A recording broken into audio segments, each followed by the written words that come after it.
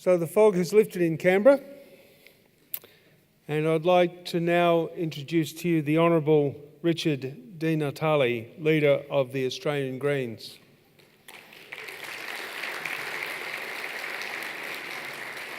Richard was elected to the Australian Senate in 2010 federal election.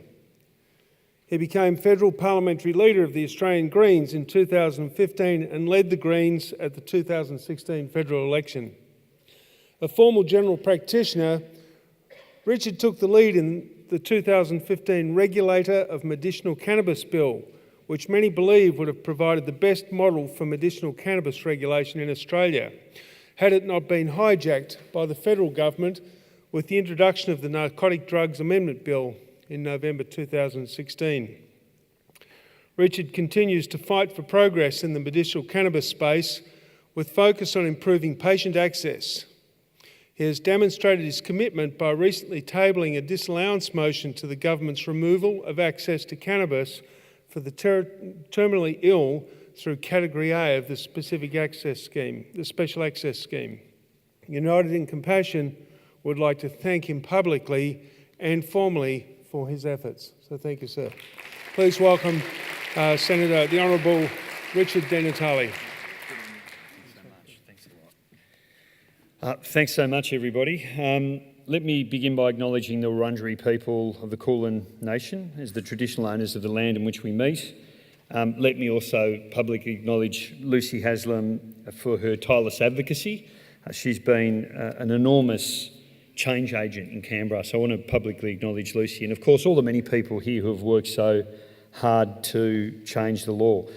Look, sorry for being late. The fog has finally lifted in Canberra, physically if not metaphorically. There is still a very heavy fog sitting over the place most days. Let me also apologise if this speech isn't as sharp as it might be. We were up till 2:30 last night debating legislation on the back of a few other late nights.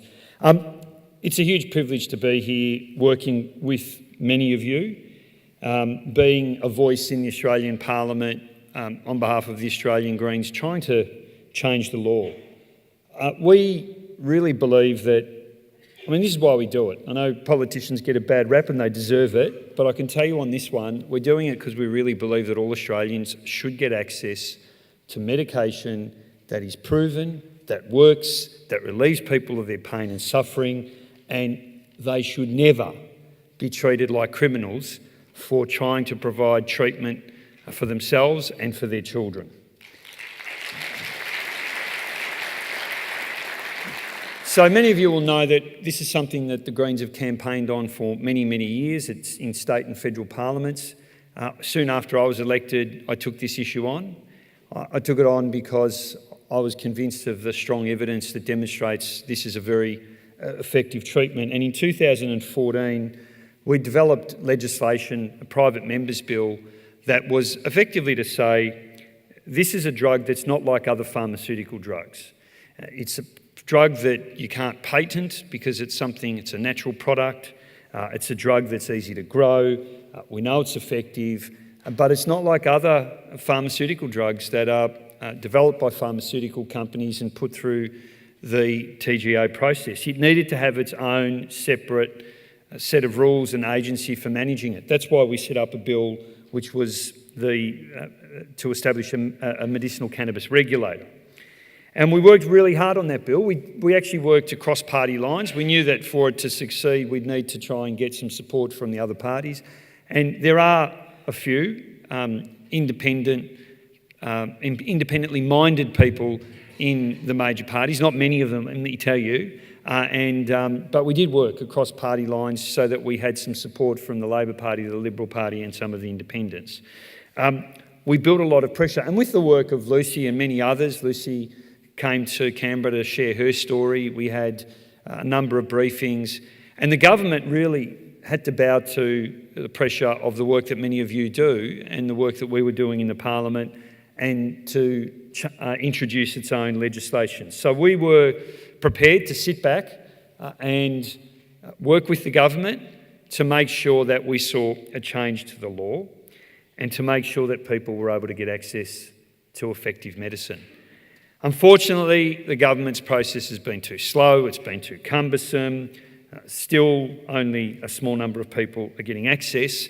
And then the final, I suppose, kick in the teeth was that while the government said, well, we're going to regulate this through the TGA and treat it like other medicines, what they did was then cut off a pathway that exists for all other medicines, the Special Access Scheme, and say to those people who are suffering with a terminal illness, you're not going to be able to access medicinal cannabis in the same way as you access other drugs. So it's a complex area, and I know many of you will understand it, but let me just explain a few things about how the Special Access Scheme works. It's basically for drugs not registered here in Australia, you can get access to medicines through a special pathway. That pathway, known as the Special Access Scheme, basically allows doctors to prescribe medicines to patients that aren't registered here. And there are two tiers. There's the Category A and Category B pathways. And they're different, they've got sort of different regulatory burdens on them. Category A basically says, and I'll quote what the law says, persons who are seriously ill with a condition from which death is reasonably likely to occur within a matter of months, or from which premature death is reasonably likely to occur in the absence of early treatment. They're the people who qualify for access to drugs not registered in Australia under Category A. So this is a way for somebody who's suffering, we're talking about people with cancers, might be having chemotherapy, people in their final few weeks and months of life, to go and see their doctor to order the medicine that's not available here in Australia or registered here in Australia, and to get access to that medicine. Now, Category B is different. You don't have to have a terminal illness, but it's a much more difficult process through which to get access. If you go and see a doctor, the doctor has to apply to the TGA. The TGA then has to approve the doctor's request. If that approval is granted, then the doctor can make sure that medicinal cannabis is prescribed. But of course, it's only for a restricted number of conditions, and my understanding is to date, things like chronic pain are still not eligible through the Category B. So, despite the fact that this drug is classed in the same way as many other drugs, what we got was government cutting off access, that Category A access, preventing people from importing it from overseas if they had a terminal illness, and then telling all sorts of lies about why it wasn't possible to do it that way. Lies about the fact that it was unsafe and that products would come to Australia that were unsafe, that it would open the floodgates, that people would start importing it to sell it for illicit purposes, none of which I think bear scrutiny. So we decided that we would put in what's called a disallowance motion, basically to change the rules, to say if you're someone with a terminal illness, you should be able to access the drug and import it here in Australia. And we think it would have made a big difference to people's lives. The next steps was a bit of a roller coaster after that, and some of you would have been following it. Now, let me talk you through what happened. We put in that what's called disallowance motion, as I said, to change the rules and allow people with a terminal illness to access it. And to begin with, we thought we were on our own. We had support from a couple of crossbenchers. The government, the Liberal Party, the National Party said they wouldn't support it. The Labor Party initially said they wouldn't support it. On the day of the vote, thanks to a lot of lobbying and phone calls from many of you in this room, and I want to thank you publicly for all the pressure you put on members of Parliament, the Labor Party had a last-minute change of heart. So there we were thinking, well, we've got the Labor Party and we've got a number of the crossbench on side. There's a chance we'll get this over the line. We walked into the chamber and suddenly we saw One Nation sitting with the government opposing it. Senator Jackie Lambie wasn't actually in for the vote, and we lost the vote because it was tied, and with a tied vote, goes down. I think it was a tied vote, wasn't it? Yeah. Tied vote goes down. So we lost. We went through a bit of a roller coaster that day, thinking we were never going to have it. And then within a few minutes of walking in, we thought, gee, we might get this. and then going in there and sitting, One Nation, who had campaigned on medicinal cannabis, sitting with the government, we lost it. So we were a bit deflated, I have to say, in the office. There were a few long faces. And then, with the benefit of a few days, we realised that there was actually the possibility of having the vote again. Normally, if you have a vote in the Parliament and you lose it, that's it. This sort of vote, you get one chance at it. But the fact that Jackie Lambie wasn't in the chamber, there's a special rule that says you can recommit a vote within one sitting day of having had that vote if you believe that the vote doesn't reflect the will of the Parliament. It turned out that there was weeks between the two votes, but there was actually only one sitting day between the two votes, one parliamentary sitting day. So we spoke to Jackie and said, look, you weren't in there, but I have a good relationship with most of the crossbench. Will you support it? And will you go in there and say that if you were in the chamber at that time, you would have voted for it? And to her credit, she said yes. We recommitted the vote. I think One Nation, again, were heavily lobbied by many of you. Thank you. They changed their mind. The Labor Party held firm on that, and we won convincingly. And we now have special access. Thank you.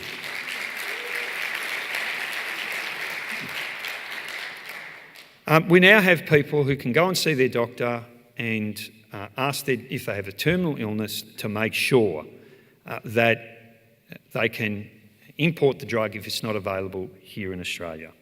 So a big win, but we know, firstly, you don't get many chances at this sort of stuff from opposition, and particularly when you're not one of the major parties, and to be able to get a win in the Parliament is a big thing, and we certainly were celebrating after that, but we know there's a hell of a lot more work that needs to be done. We know that. We know that things are still far too slow. We know that people are still getting arrested and charged for doing nothing other than showing decency and compassion towards their family and friends. I think the time has come that we had an amnesty to ensure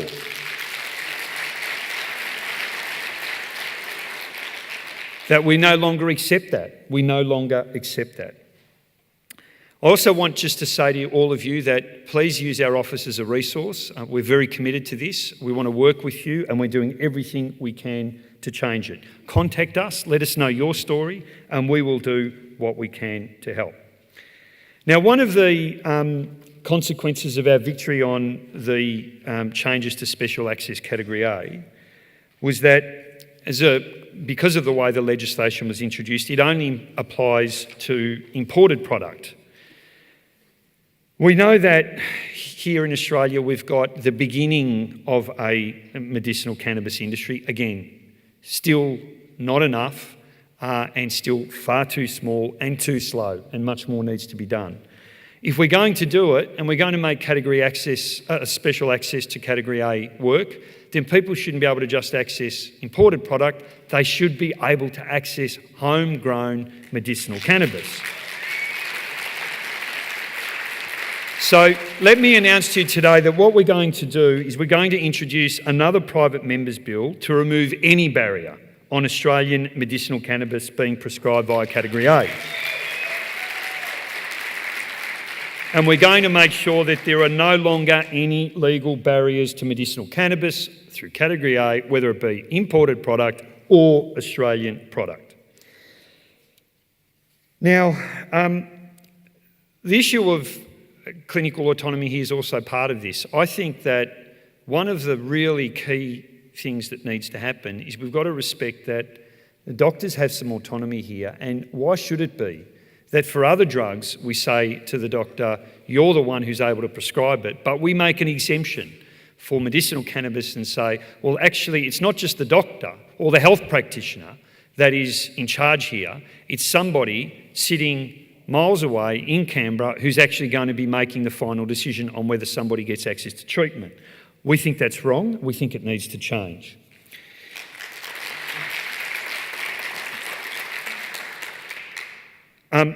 What we do know, though, is that while we have a model where this is regulated as a medicine, it is absolutely critical that doctors and health practitioners get access to information up to date, current, on the effectiveness of medicinal cannabis.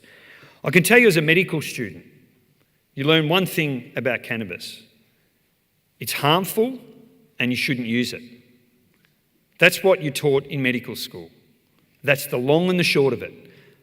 No understanding when I was training of anything even called an endocannabinoid system. We had no idea it existed. We knew that there was such a system for opiates. We learned about opiate receptors and why opiates worked for pain relief. We had no idea about what we saw, the remarkable complexity of cannabis, the different cannabinoids, and of course our own natural endocannabinoids and the way that system works.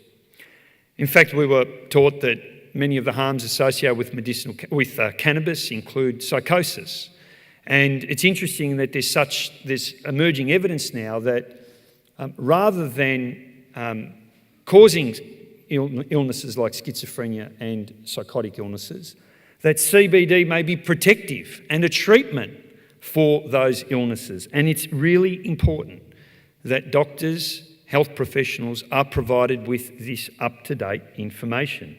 And that's why I think it's important that I just spoke to Lucy a moment ago. A terrific session yesterday with almost 100 health professionals learning about the endocannabinoid system and the various treatments that are available. I want to pay tribute to a friend, David Caldecott, who has been a pioneer in this area here in Australia.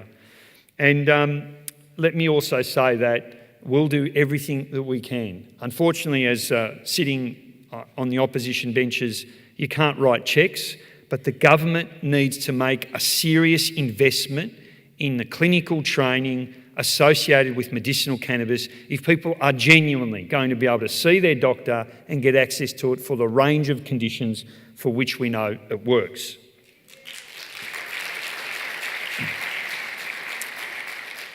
There are also a number of other barriers at a state level. We know that. It's a bit of a dog's breakfast, different states, different levels of regulation. And my colleagues at a state level are working hard to do what they can to try and harmonise this and make sure we've got one approach that gives people access to this drug. I'll just finish by saying, you know, in Canberra you can be very detached from the lives of ordinary people, and one of the things that moved us in doing all of this was Lucy's story and her son Dan and the many thousands of Australians right around the country who are in a similar situation.